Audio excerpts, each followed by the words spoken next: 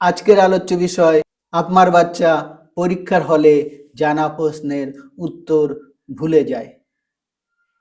পড়ে, প্রচুর পড়ে, বাড়িতে পারে, কিন্তু পরীক্ষার হলে ভুলে যায়।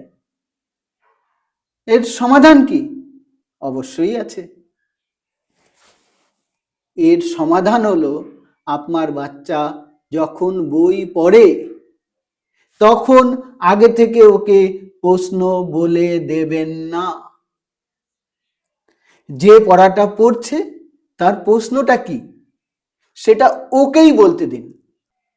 হ্যাঁ, আমি এটা পড়ছি, এটার এই অর্থ হলো, এর থেকে প্রশ্ন এরকম হতে পারে, এবং এরকম হলে এর উত্তরটা এই হবে।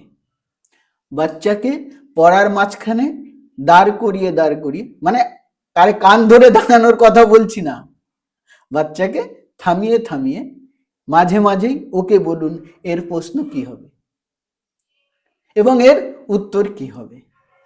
ওকে প্রশ্ন তৈরি করে পড়তে শেখান। আমি এসপি, আমি কথা দিচ্ছি, এইভাবে পড়লে বাচ্চা চাইলেও ভুলতে পারবে না, এটা এসপির গ্যারান্টি। নমস্কার, আমি এসপি।